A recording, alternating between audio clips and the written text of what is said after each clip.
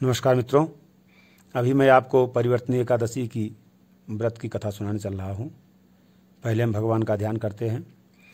शांताकारं भुजगशयनं पद्मनाभं सुरेशं विश्वाधारं गगनसदृशं मेघवर्णं शुभांगं लक्ष्मीकान्तं कमलनयनं योगिविरध्यानगमयं वंदे विष्णुं भवभयहरं सर्वलोकैकनाथम।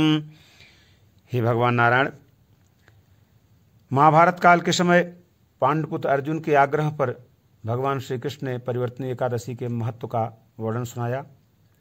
भगवान श्री कृष्ण ने कहा, हे अर्जुन, अब तुम समस्त पापों का नाश करने वाली परिवर्तनीय एकादशी की कथा का ध्यानपूर्वक श्रवण करो।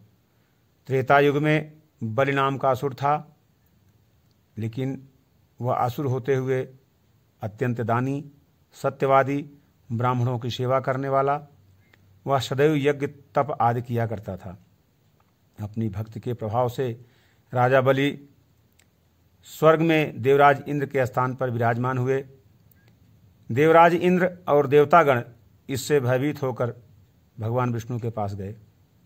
देवताओं ने भगवान से रक्षा की प्रार्थना की। इसके बाद मैंने वामन रूप धारण किया और एक ब्राह्मण बालक के रूप में राजा बलि पर विजय प्राप्त की।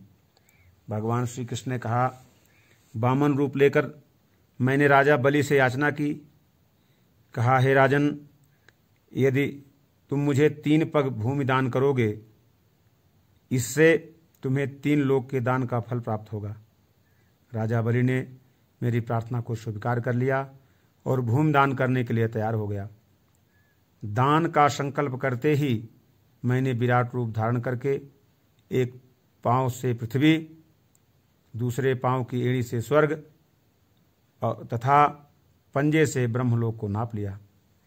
अब तीसरे पांव के लिए राजा बलि के पास कुछ भी शेष नहीं था, इसलिए उन्होंने अपने सिर को आगे कर दिया और भगवान वामन ने तीसरा पैर उनके सिर पर रख दिया। राजा बलि की वचन पवित्रता और प्रसन्न होकर भगवान वामन ने उन्हें पाताल लोक का राजा बना दिया। मैंने राजा बलि से कहा कि मैं सदैव तुम्हारे साथ रहूँगा। परिवर्तनीय एकादशी के दिन मेरी एक प्रतिमा राजा बलि के पास रहती है और एक क्षीरसागर में शेष नाग पर शयन करती रहती है।